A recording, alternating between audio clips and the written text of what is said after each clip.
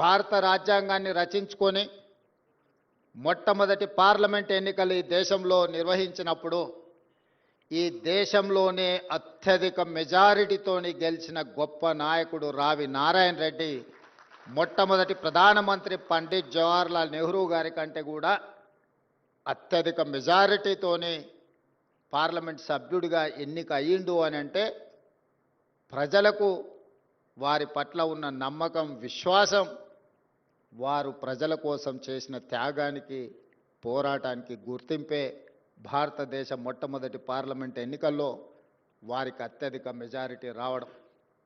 నాకు తెలిసినంతవరకు పెద్దలు సుదర్శన్ రెడ్డి గారు సవరించాలి ఒకవేళ నేను చెప్పిన దాంట్లో ఏదైనా లోపం ఉంటే. మొట్టమొదటి పార్లమెంట్ సమావేశాలను పార్లమెంట్ భవనాన్ని ఆనాటి ప్రధానమంత్రి రాష్ట్రపతిలో ఇతర నాయకులు ప్రారంభించలేదు. భారతదేశంలో అత్యధిక మెజారిటీ వచ్చిన రావి నారాయణ రెడ్డి గారి చేతనే పార్లమెంటు భవనాన్ని ప్రారంభింపజేయడం ద్వారా మొట్టమొదటి ప్రధానమంత్రి పండిట్ జవహర్లాల్ నెహ్రూ గారు ప్రజా తీర్పును ప్రజల యొక్క ఆలోచనను ప్రతిబింబించినరు. అంత గొప్ప అవకాశం రావి నారాయణ రెడ్డి గారికి తెలంగాణ సమాజానికి దక్కింది. అది రావి నారాయణ రెడ్డి గారికి దక్కిన గౌరవం కాదు, ఈ తెలంగాణ సమాజానికే దక్కిన అరుదైన గౌరవం అని చెప్పి నేను ఈ సందర్భంగా తెలియజేయదలుచుకున్నాను.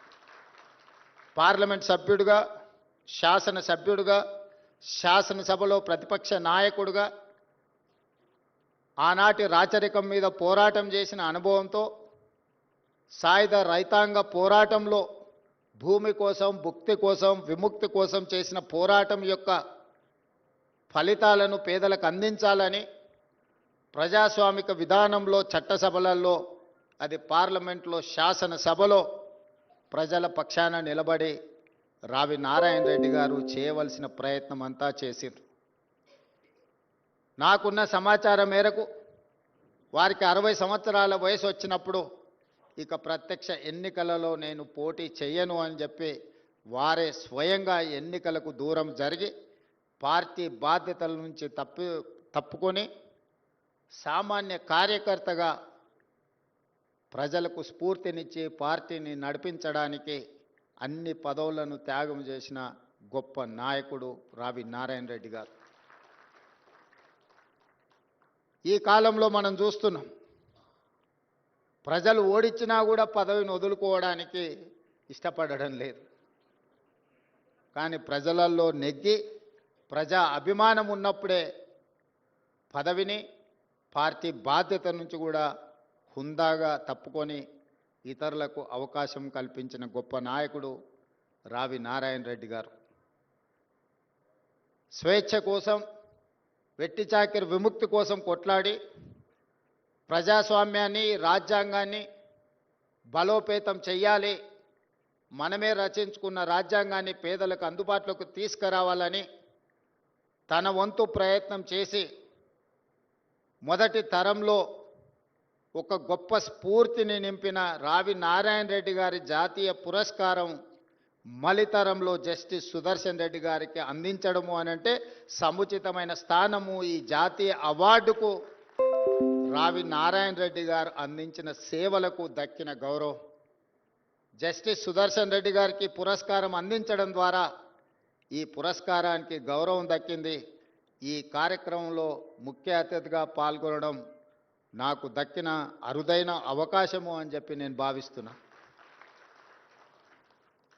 వేలు లక్షల మంది పాల్గొనే సభలలో పాల్గొంటుంటాం, ఉపన్యాసాలు ఇస్తుంటాం. కానీ ఇక్కడ వేదిక మీద ఉన్న ఒక్కొక్కరు ఒక రకమైన చరిత్ర, అనుభవాలు, వయసు, అదేవిధంగా త్యాగాలు చేసిన వాళ్ళు ఇక్కడ పెద్దలు చాలామంది ఉన్నారు. ఇలాంటి వేదికల మీద మాట్లాడేటప్పుడు ఆచితూచి అంచనా వేసి మాట్లాడాల్సిన పరిస్థితులు. జస్టిస్ సుదర్శన్ రెడ్డి గారు నన్ను ఒక మాట అడిగినారు, ఎంత సమయం ఉందని.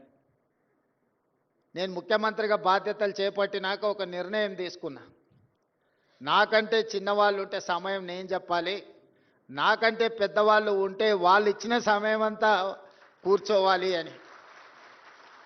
అందుకే మీరు ఎంతసేపు ఆదేశిస్తే నేను అంతసేపు ఉంటాను. మీరు ఈ సమాజానికి ఇవ్వాల్సిన సందేశాన్ని మీరు ఇవ్వండి. ఎందుకంటే ఈనాడు ఆ స్ఫూర్తి తగ్గుతా పోతా ఉంది. తొలి తరంలో ఒక బూర్గుల రామకృష్ణారావు గారు, పివి నరసింహారావు గారు, రావి నారాయణ రెడ్డి గారు లాంటి వాళ్ళు మనకు స్ఫూర్తినిస్తే, మలితరంలో జైపాల్ రెడ్డి గారు, జస్టిస్ సుదర్శన్ రెడ్డి గారు లాంటి వాళ్ళు మమ్మల్ని ప్రభావితం చేస్తున్నారు.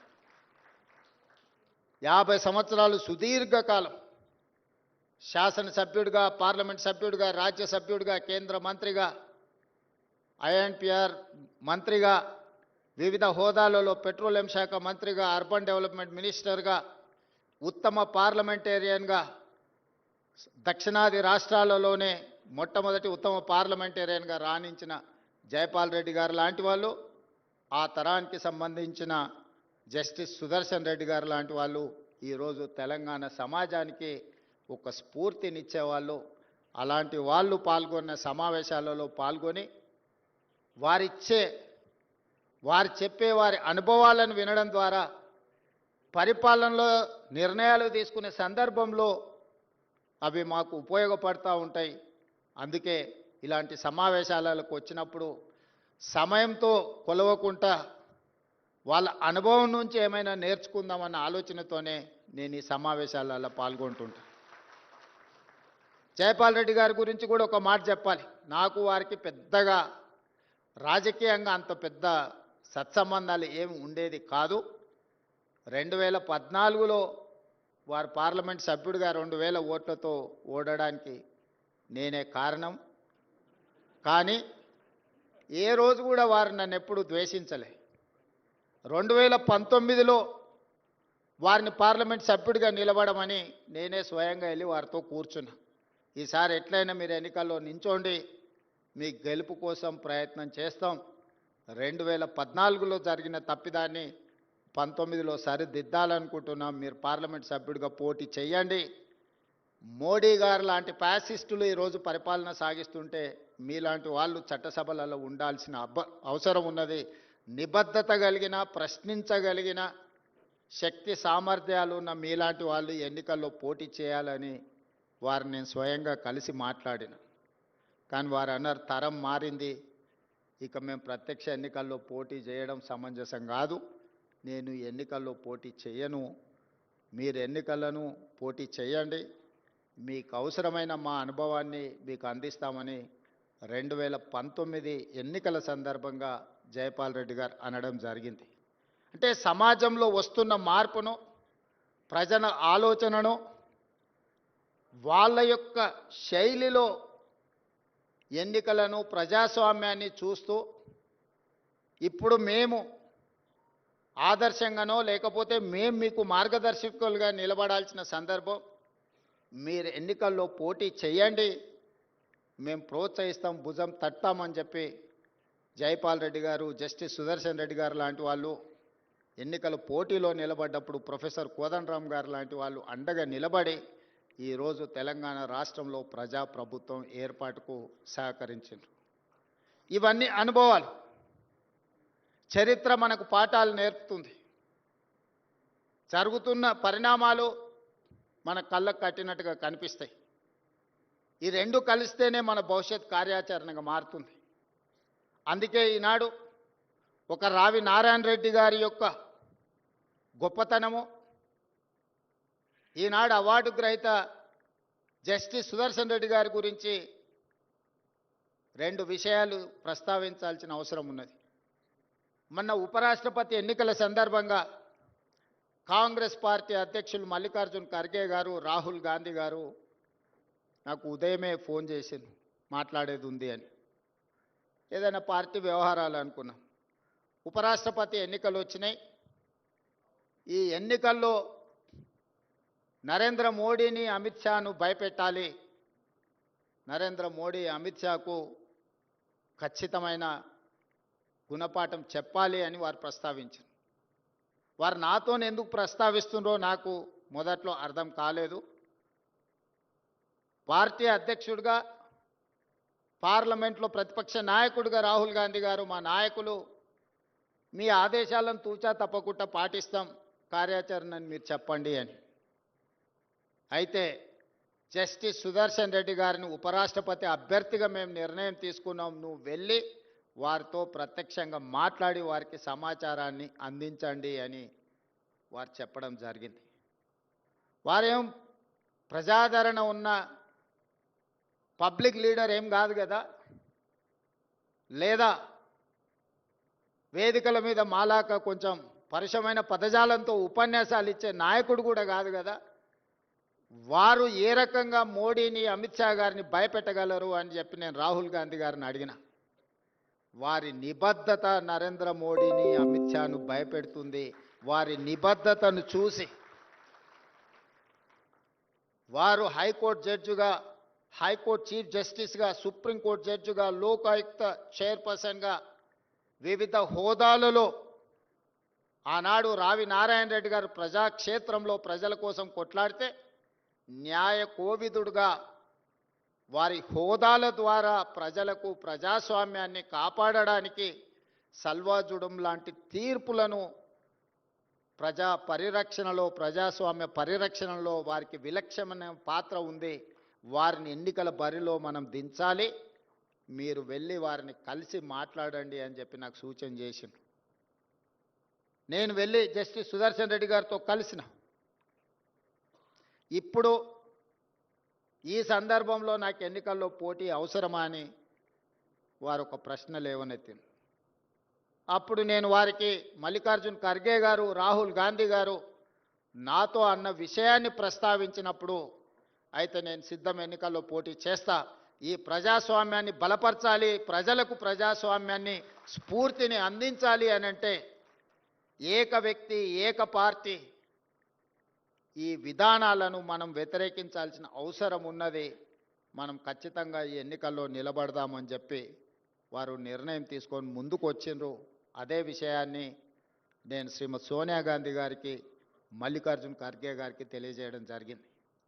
వారి అభ్యర్థిత్వం ప్రకటించిన తర్వాత ఇండియా కూటమిలో ఉన్న వాళ్ళే కాదు, లేని వాళ్ళు కూడా ముందుకొచ్చి కాంగ్రెస్ పార్టీ సరైన అభ్యర్థి ప్రతిపాదనతో ముందుకొచ్చింది, మేమందరం జస్టిస్ సుదర్శన్ రెడ్డి గారికి అండగా నిలబడతామని కేజ్రీవాల్తో సహా చాలా రాజకీయ పార్టీలు ముందుకొచ్చి జస్టిస్ సుదర్శన్ రెడ్డి గారి నామినేషన్ కార్యక్రమంలో పాల్గొన్నారు. నామినేషన్ కార్యక్రమంలో సోనియా గాంధీ గారు, రాహుల్ గాంధీ గారు, ప్రియాంక గాంధీ గారు మొత్తం కుటుంబం అంతా వారి పక్కన నిలబడి వారి నామినేషన్ పత్రాలు దాఖలు చేయించిండ్రు అని అంటే వారికి ఉన్న నిబద్ధత, నరేంద్ర మోడీ గారికి ఉన్న భయాన్ని ఆ నామినేషన్ కార్యక్రమాన్ని ఒకసారి పరిశీలిస్తే ఎవరికైనా అర్థమవుతుంది.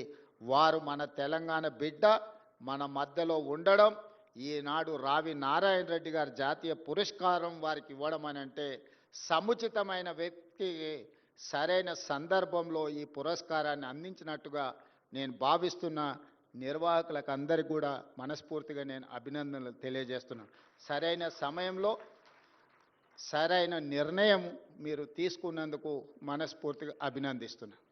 అదేవిధంగా నిన్న మన రాష్ట్రంలో నేను లేను కానీ జరుగుతున్న పరిణామాలను నిశ్చితంగా గమనిస్తూనే ఉన్నాను. ఎక్కడున్నా ఓ కన్నీటి వేస్తూనే ఉంటాం. అక్కడ చదువుకోవడానికి వెళ్ళినప్పుడు నారాయణ గారు అడుగుతున్నారు ఎంతసేపు ఉంటాయి క్లాసులు అని. ఉదయం 7 నుంచి సాయంత్రం 7 వరకు క్లాసులు జరుగుతూనే ఉంటాయి. అన్ని క్లాసులు అటెండ్ అవుతూనే ఉన్నా. ఎందుకనంటే మనం తెలుసుకోవాలని, కావాలని హార్వర్డ్కి వెళ్ళి జాయిన్ అయినాం కాబట్టి క్లాసులలో క్రమశిక్షణ కలిగిన విద్యార్థిగా నేర్చుకోగలిగినంత నేర్చుకోవాలనేదే నా ఆలోచన. అయితే రాష్ట్రంలో జరుగుతున్న పరిణామాలు ఒక వింత వాతావరణానికి దారితీస్తున్నాయి. రావి నారాయణ రెడ్డి గారిని చూసిన తర్వాత, వారి కుటుంబాన్ని, వారి మన్మరాల్ని ఈ మధ్యకాలంలో కలిసిన తర్వాత, వారు చేసిన పోరాటం, వారు చేసిన త్యాగం, వారు నిర్వహించిన బాధ్యతలను చూసిన తర్వాత, మరి ఇన్ని హోదాలు, ఇన్ని బాధ్యతలు చేస్తే వేల కోట్ల రూపాయల ఆస్తులు ఉండాలి కదా, అంతస్తులు ఉండాలి కదా, 7 అంతస్తుల మేడలు ఉండాలి కదా అని నాకు అనిపించింది. ఎందుకంటే ఈ మధ్యకాలంలో కొంతమంది తెలంగాణ జాతిపిత అని వాళ్ళకు వాళ్ళే టైటిల్స్ ఇచ్చేసుకుంటారు. ఉద్యమకారుడు అనే పదాలు వాళ్ళే రాసేసుకుంటారు. చేసిన తప్పులకు పోలీసులు నోటీసులు ఇస్తే తెలంగాణ జాతిపితకు నోటీసు ఇవ్వడం అంటే మొత్తం తెలంగాణ సమాజానికే నోటీసు ఇచ్చినట్టు అంటారు. ఒక ఉద్యమకారుడిని ఈ రకంగా మీరు అవమానిస్తారా అంటారు. నిజంగానే తెలంగాణ జాతిపితనే అయితే ఆనాటి జాతిపిత దేనికే ఆదర్శంగా నిలబడ్డాడు? ఏదైనా పదవి తీసుకున్నాడా? పోని కుటుంబం కోసం ఏదైనా అడిగిండా? 30 సంవత్సరాలు బ్రిటిషర్స్ మీద కొట్లాడితే కట్టె ఎత్తడానికి కూడా ధైర్యం చాలలే. కానీ స్వతంత్రం వచ్చిన మొదటి సంవత్సరంలోనే కొంతమంది దుర్మార్గుల తుపాకీ తూటాలకు నేల కొరిగిన ఆనాటి జాతిపిత. మరి ఈనాడు జాతిపితగా చెప్పుకునే వాళ్ళు, ఉద్యమకారులు అని చెప్పుకునే వాళ్ళు, రాజకీయ పార్టీలు ఒక పరిస్థితిలో వైఫల్యం చెందినాయి అనుకున్నప్పుడు అన్ని రాజకీయ పార్టీలు కలిసి ఒక పొలిటికల్ జేఏసీ పెట్టుకొని ఆ జేఏసీకి చైర్మన్గా ప్రొఫెసర్ కోదండరామ్ గారిని పిల్లలకు పాఠాలు చెప్పుకునే పంతులను మనం ముందులో పెట్టుకొని తెలంగాణ రాష్ట్రాన్ని సాధించినాం. వారు ఉద్యమకారుడు కాదా? ఉద్యమాన్ని నడపలేదా? రాజకీయ పార్టీలను అన్నిటిని ఒక తాటి మీదకి తీసుకురాలేదా? కుల సంఘాలను, మత సంఘాలను, చివరికి బిచ్చగాళ్ళ సంఘాన్ని కూడా ఏకం చేయగలిగిన శక్తి, రిక్షా దొక్కుకునే సంఘాలను కూడా ఏకం చేయగలిగిన శక్తి ప్రొఫెసర్ కోదండరామ్ గారు ఆ రోజు బాధ్యత నిర్వహించలేదా? ఇదే రావి నారాయణ రెడ్డి ఇదే హాల్లో అన్ని రాజకీయ పక్షాల సమావేశాన్ని ఏర్పాటు చేసి జానారెడ్డి గారి ఇంటికాడ నుంచి నాకు తెలిసినంతవరకు ఇక్కడికే వచ్చి ఆనాడు తెలంగాణకు అనుకూలము కాదు, ఆ తెలంగాణకు వ్యతిరేకం కాదు, ఆర్ఎస్యు నుంచి ఆర్ఎస్ఎస్ వరకు, కమ్యూనిస్టుల నుంచి కాంగ్రెస్ వరకు ఏకం చేసి తెలంగాణ ఉద్యమాన్ని ముందుకు నడిపించిన ప్రొఫెసర్ కోదండరామ్ గారు ఉద్యమకారుడు కాదా? మరి అలాంటి ఉద్యమకారుడైన కోదండరామ్ గారి ఇంటి తలుపులు బద్దలు కొట్టించి పోలీసులతో ఈడ్చుకపోయేటంత నేరం కోదండరామ్ గారు ఏం చేసిండ్రు? మీరు అధికారంలో ఉన్నప్పుడు ఉద్యమకారులకు జరిగిన అవమానం మీరు అప్పుడే మర్చిపోయినరా? మీరు చేసిన అవమానం అని నేను వారిని అడుగుతున్నా.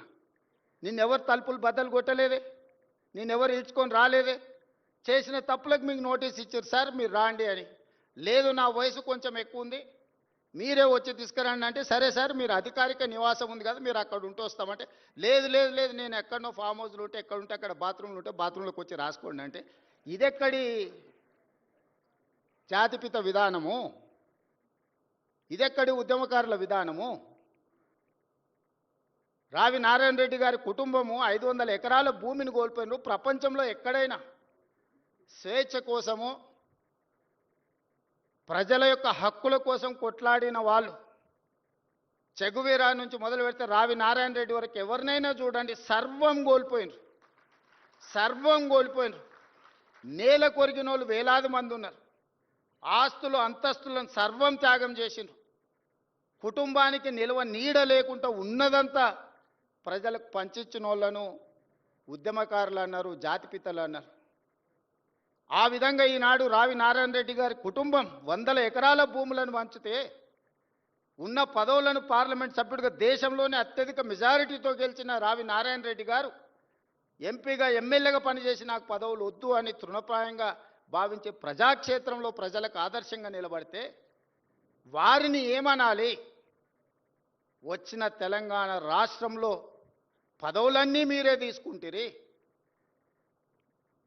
100 ఎకరాల ఫామ్ హౌజులు మీకే వచ్చే, టీవీలు మీకే వచ్చే, పేపర్లు మీకే వచ్చే, వేల కోట్ల రూపాయల వ్యాపారాలు మీకే వచ్చే, ఉన్న పదవులన్నీ మీరే పంచుకుంటారు, చేయాల్సిన తప్పులన్నీ మీరే చేస్తారు, పంచుకోవాల్సిన కాంట్రాక్టులన్నీ మీరు పంచుకున్నాక మీరెట్లా జాతిపిత అవుతారు, మీరెట్లా ఉద్యమకారుడు అవుతారో నాకు అర్థం కాలే. ఒకవేళ మీరే జాతిపిత, మీరే ఉద్యమకారులు అయితే రావి నారాయణ రెడ్డి గారు, ప్రొఫెసర్ కోదండరామ్ గారు సుప్రీంకోర్టు జడ్జిగా జస్టిస్ సుదర్శన్ రెడ్డి గారు తెలంగాణ రాష్ట్ర ఏర్పాటు ప్రక్రియలో అవసరమైతే తన బాధ్యతను కూడా పక్కన పెట్టి, ఎవరేమనుకున్నా సరే ఈసారి ప్రజలకు స్వేచ్ఛ రావాల్సిందే, సామాజిక న్యాయం జరగాల్సిందే, సమానమైన అవకాశాలు రావాల్సిందే అని ముందుకొచ్చిన జస్టిస్ సుదర్శన్ రెడ్డి గారు లాంటి వాళ్ళని ఏమనాలి? దయచేసి ప్రజలు తిరస్కరించినప్పుడు అర్థం చేసుకోవాలి. ప్రజాక్షేత్రంలో మీరే స్వయంగా ఎమ్మెల్యేకి ఓడిపోయినప్పుడు, పార్లమెంటు ఎన్నికల్లో మీకు ప్రజలు ఒక్క సీటు కూడా ఇవ్వలేదన్నప్పుడు, ప్రజల తిరస్కరణకు మీరు గురైనరు. కానీ ప్రజలు ఓటేయక ప్రజలే తప్పు చేసిండ్రన్న ఆ నేరాన్ని ప్రజల మీద మోపడానికి ప్రయత్నం చేస్తే ఇదెక్కడి ప్రజాస్వామ్యము, ఇదెక్కడి జాతిపిత, ఇదెక్కడి ఉద్యమకారుడి ఆలోచన? నాకైతే అర్థం కాలే. ప్రజల తిరస్కరణకు గురైనప్పుడు ప్రజాస్వామిక విలువలను గౌరవించే వాళ్ళు ఎవరైనా ఉంటే నేను చేయగలిగిన ప్రయత్నం చేసినా ఇప్పుడు ప్రజలు తిరస్కరించారు కాబట్టి హుందాగా ప్రజాక్షేత్రంలో నుంచి నేను తప్పుకుంటున్నా అని ముందుకొచ్చి ప్రకటిస్తే కొంతైనా మీ గౌరవం నిలబడుతుంది. ప్రజాస్వామ్యంలో ప్రజాస్వామ్యానికి స్వేచ్ఛ ఉన్నది, క్రిమినల్ కాన్స్పిరసీకి స్వేచ్ఛ లేవు. డెమోక్రటిక్ ప్రాసెస్లో ప్రజాస్వామిక విలువలు ప్రజలు లేదా ప్రజాప్రతినిధులు స్వేచ్ఛగా ప్రజాస్వామ్య పరిమితికి లోబడి వారి అభిప్రాయాలను వ్యక్తపరచడానికి మాత్రమే స్వేచ్ఛ ఉంది తప్ప నేరాలు చేస్తాం, ఆ నేరాలను మీరు అడగొద్దు, మీరు విచారించొద్దు అనే స్వేచ్ఛ, క్రిమినల్ ఫ్రీడమ్ లేదు అని నేను భావిస్తున్నా. ఈ రెండిటికున్న చిన్న తేడాను తెలంగాణ సమాజం గమనించాలి. అధికారం ఉన్నప్పుడు దాన్ని దుర్వినియోగాన్ని చేసి అధికారాన్ని పదిలం చేసుకోవాలన్న ఆలోచనతోని వేల కోట్ల రూపాయలు, వందల ఎకరాల భూములు అన్ని రకాలుగా సంపాదించుకొని అక్రమ మార్గాలను ఎంచుకున్నప్పుడు విచారణ తప్పదు. ప్రజాస్వామ్యబద్ధంగా డాక్టర్ బాబాసాహెబ్ అంబేద్కర్ గారు ఇచ్చిన రాజ్యాంగమే అది. ఒకసారి హోదాకు వస్తే ఏ నేరాలు చేసినా ఆ నేరాలను విచారించకూడదని ఎక్కడా లేదు. సిబు సోరెన్ గారు ఎంత కొట్లాడిండ్రు. సిబు సోరెన్ లేకపోతే ఆ రాష్ట్రం వస్తుండేనా? వారు విచారణను ఎదుర్కోలేదా? లేదా అధికారంలో ఉన్నప్పుడు పాల్పడిన కొన్ని తప్పిదాలకు లాలూ ప్రసాద్ గారు, జయలలిత గారు, లేకపోతే యడ్యూరప్ప కర్ణాటక ముఖ్యమంత్రి గారు పెద్ద పెద్ద రాష్ట్రాలకే ముఖ్యమంత్రులుగా బాధ్యతలు నిర్వహించారు కదా, వాళ్ళు విచారణను ఎదుర్కోలేదా? సెషన్ కోర్టుకు వెళ్ళి చేతులు కట్టుకొని మేజిస్ట్రేట్ గారు ముందలా నిలబడలేదా?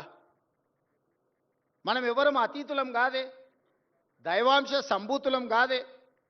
మధ్య యుగాలలో చక్రవర్తులు అనుకునే వాళ్ళంట నేనే రాజ్యం, రాజ్యమే నేను అని. మధ్య యుగాల చక్రవర్తుల యొక్క ఆలోచనలను పక్కన పెట్టండి. ప్రజాస్వామిక దేశంలో ఉన్నాం. మధ్య యుగాల చక్రవర్తులు రాజుకు బాధ వస్తే రాజ్యానికి బాధ వచ్చినట్టు, రాజుకు సంతోషం కలిగితే రాజ్యమంతా సంతోషంగా ఉన్నట్టు మధ్య యుగాలలో చక్రవర్తులు అనుకునేవాళ్ళు. మధ్య యుగాల చక్రవర్తులు ఈనాడు కాలం చెల్లింది. ఈరోజు ప్రజాస్వామిక బద్ధంగా జరిగే విచారణలు ఎవరైనా ఎదుర్కోవాల్సిందే. ఆనాడు మీరు చేసిన తప్పిదాలు, కోదండరామ్ గారి తలుపులు బద్దలు కొట్టినప్పుడు ఒక్కసారైన ఉద్యమకారుడిని, తెలంగాణ రాష్ట్ర సాధనలో అందరినీ ఏకం చేసి నడిపించిన వాళ్లకు ఈ రాష్ట్రంలో ఇంత అవమానం జరగకూడదు వచ్చిన రాష్ట్రంలో అని ఒక్కసారైనా ఆలోచన చేసిండ్రా? వారు ఉన్నప్పుడు చట్టసభలలో రానిచ్చే అవకాశం కూడా ఇవ్వలే. ప్రజా పరిపాలన ఏర్పడ్డ తర్వాత వారిని శాసనమండలి సభ్యులుగా పెద్దల సభలో ఉండాలని పంపిస్తే సుప్రీంకోర్టు వరకు కేసేసి కొట్టేయించిన చరిత్ర మీది. అంత నేరం కోదండరామ్ గారు ఏం చేసిందని నేను అడుగుతున్నా. నువ్వు ఇవ్వకపోతే ఇవ్వకపోయినా నీకు నచ్చలేదు, నువ్వు ఇవ్వలేదు, నచ్చితే నజరానా, నచ్చకపోతే జుర్మానా, నీ విధానం సరే మంచిది, నీ విధానానికి ప్రజలు కూడా తీర్పు ఇచ్చారు. అరే పెద్ద మనిషి పెద్దల సభలో ఉండాలి, మాలాంటి యువకులకు వారు ప్రజల నుంచి నిత్యం ప్రజల మధ్యలో ఉంటారు, ప్రజల నుంచి సమస్యలు తెలుసుకుంటారు, వాటిని చట్టసభలలో ప్రస్తావిస్తే ఆ సమస్యలు పరిష్కరించవచ్చని ఒక మంచి ఆలోచనతోని వారిని పెద్దల సభకు తీసుకొస్తే, ఆ తీసుకొచ్చిన పెద్దల సభలోకి తెచ్చిన అంశాన్ని కూడా సుప్రీంకోర్టు వరకు కేసులేసి కొట్లాడి కొట్టేయించాల్సినంత తప్పిదం ప్రొఫెసర్ కోదండరామ్ గారు ఏం చేసిండ్రని నేను ఈ వేదిక మీద నుంచి అడుగుతున్నా. ఇలాంటి విషయాలు ఎన్నో మన సమాజంలో ఉన్నాయి. అందుకే కమ్యూనిస్టు సోదరులని మీరు పోరాటాలు చేసిండ్రు, మీరు నినాదాలు ఇచ్చిండ్రు. మీరు చేసిన పోరాటాలకు, మీరు ఇచ్చిన నినాదాలకు చట్టబద్ధత చేసింది కాంగ్రెస్ పార్టీ. రైతు కూలీ సంఘాలు పెట్టి హక్కుల కోసం మీరు కొట్లాడిరు, కనీస వేతనాల కోసం మీరు కొట్లాడిరు. కనీస వేతన చట్టం కాంగ్రెస్ పార్టీ చేసింది. రైతులు పండించిన పంటకు గిట్టుబాటు ధర ఉండాల్సిందే అని రైతాంగ పోరాటాలు మీరు చేసిరు. కనీస మద్దతు ధరను కాంగ్రెస్ పార్టీ చేసింది. దున్నేవాడికే భూమి ఉండాలనే నినాదాన్ని భూమి నుంచి ఆకాశం వరకు మీరు వినిపించారు. అగ్రికల్చర్ సీలింగ్ యాక్ట్ తీసుకొచ్చి పేదలకు భూములు పంచిపెట్టి పట్టాలిచ్చి జాగీర్దారుల దగ్గర జమీందారుల దగ్గర ఉన్న భూముల లక్షలాది ఎకరాలను సేకరించి ఆ పట్టాలను కాంగ్రెస్ పార్టీ ఇచ్చింది.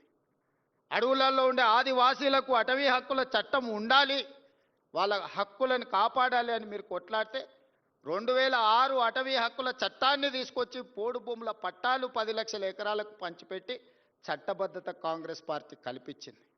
ప్రజాక్షేత్రంలో ఉండి కొట్లాడి ప్రజల పక్షాన నిలబడి వాళ్ళ తరఫున మాట్లాడే గలం ఎర్రజెండా.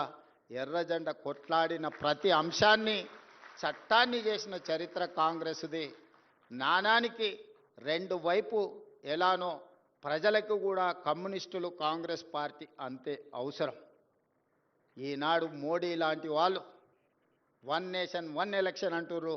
ఇది 1 నేషన్ 1 ఎలక్షన్ కాదు, 1 పర్సన్ 1 పార్టీ అనే విధానాన్ని తీసుకురావాలని ఈరోజు దేశంలో ప్రయత్నం చేస్తున్నారు. మొన్న జరిగిన పార్లమెంట్ ఎన్నికల్లో 400 సీట్లు అడిగింది రాజ్యాంగంలో మార్పులు తేవడానికి కాదు, రాజ్యాంగాన్ని తొలగించడానికి. రాజ్యాంగంలో మార్పులు తేవడానికి సింపుల్ మెజారిటీ చాలు. 123 సార్లు ప్రజల అవసరాల కోసం మనం రాజ్యాంగాన్ని సవరించుకున్నాం. జస్టిస్ సుదర్శన్ రెడ్డి గారు చాలా రాజ్యాంగ సవరణల గురించి వారు ప్రస్తావించారు. డాక్టర్ బాబాసాహెబ్ అంబేద్కర్ గారు రాజ్యాంగంలోనే ప్రొవిజన్ ఇచ్చిండు, ప్రజలకు అవసరమైనప్పుడు ప్రజలకు అనుకూలంగా రాజ్యాంగాన్ని సవరించుకొని ఒక మంచి పరిపాలన అందించడానికి వారు రాసిన రాజ్యాంగంలోనే వారు అవకాశాన్ని ఇచ్చింది. నిజంగా ప్రజలకు అనుకూలమైన మార్పులు తీసుకురావడానికి 400 సీట్లు అవసరం లేదు. రాజ్యాంగాన్ని రద్దు చేయాలన్న దుర్మార్గమైన ఆలోచనతో 400 సీట్లు అడిగితే ప్రజలు సింపుల్ మెజారిటీ కూడా ఇవ్వకుండా ప్రజలు తెలివిగా వ్యవహరించి ఆ పార్టీని నియంత్రించిండ్రు. ఇప్పుడు పరోక్షంగా ప్రజలకు రాజ్యాంగం ద్వారా ప్రసాదించబడిన ఓటు హక్కును కాలరాయాలని కుట్ర జరుగుతుంది. దానికి పర్యాయ పదమే ఎస్ఐఆర్ రూపంలో తీసుకొచ్చారు. ఆనాడు పేదలకు ఓటు హక్కు ఉండాలనా వద్దా అని చర్చ జరిగినప్పుడు గోల్వాల్కర్ విధానాన్ని సిద్ధాంతాన్ని నమ్మినోళ్ళు పేదలకు ఓటు హక్కు ఉండొద్దు అని అంటే పేదవాడికి ఆయుధమే ఓటు అవుతుంది, పేదవాడిని ఎవడు పరిపాలించాలని వాళ్ళు నిర్ణయం తీసుకుంటారని ఆనాడు నెహ్రూ అదేవిధంగా అంబేద్కర్ గారు ఓటు హక్కునిచ్చిండ్రు. ఆ ఓటు హక్కును కాలరాయడానికి కుట్ర జరుగుతుంది. కమ్యూనిస్టు సోదరులు గ్రామాలలో చైతన్యం తీసుకురావాలి. ఈరోజు ఎన్నో విషయాల గురించి మాట్లాడుతున్నారు. మీ తాతలు ముత్తాతలు ఎక్కడ పుట్టినరో వాటి వివరాలు తీసుకురండి.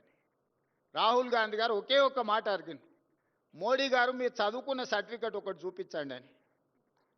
ఆ సర్టిఫికెట్ మాత్రం చూపించాడంటే ఆర్టీఏ కూడా అతీతం అంటది.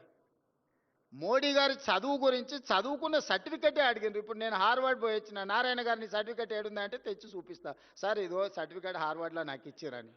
నేను చదువుకున్నది నిజమైనప్పుడు, నాకు పట్టా ఇచ్చింది నిజమైనప్పుడు చూపించడానికి ఉన్న సమస్య ఏంది? ఎక్కడ చదువుకున్నానో ఏ యూనివర్సిటీ నాకు ఇచ్చిందో చూపించడానికి ఉన్న సమస్య ఏంది? మీ చదువుకున్న సర్టిఫికెటే ఒక రహస్యమైనప్పుడు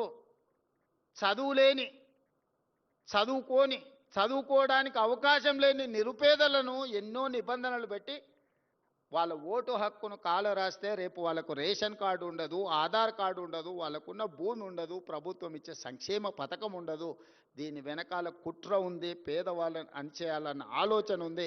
రాజ్యాంగాన్ని ఒక రూపంలో పూర్తిగా సమూలమైన మార్పు తీసుకురావాలనేది ఆ రూపంలో అవకాశం లేదు కాబట్టి ఇంకొక రూపంలో ఈరోజు దాడి జరుగుతుంది రాజ్యాంగం మీద. మనం అందరం కూడా అప్రమత్తంగా ఉండాలి, చైతన్యపరచాలి ప్రజల్ని, ప్రజలలో చైతన్యం తీసుకొచ్చి ముందుకు వెళ్ళాలి. రావి నారాయణ రెడ్డి గారి గురించి వివిధ అంశాలను నిర్వాహకులు ప్రస్తావించారు. ఈ వేదిక మీద కాదు, నేను ప్రత్యేకంగా మున్సిపల్ ఎన్నికల తర్వాత వాళ్ళని పిలిచి కూర్చోబెట్టి పాఠ్యాంశంలో ఏం చేర్చాలి, వారి విగ్రహం ఎక్కడ పెట్టాలి, వారికి సముచితమైన గౌరవం తెలంగాణలో ఏ విధంగా ఇయ్యాలనో తప్పకుండా అవార్డు గ్రహీతతో సహా నిర్వాహకులను అందరిని కూడా అధికారికంగా సచివాలయానికి పిలిచి మీ అందరితో మాట్లాడి చెయ్యగలిగిన ప్రతి పనిని తప్పకుండా వారి గౌరవం పెంచడానికి ఈ ప్రభుత్వం ఎప్పటికీ అందుబాటులో ఉంటుంది. ఆ విధమైన కార్యాచరణతో ముందుకు వెళ్తుందని తెలియజేస్తూ మీ అందరి దగ్గర సెలవు తీసుకుంటున్నా. ధన్యవాదాలు మిత్రులారా.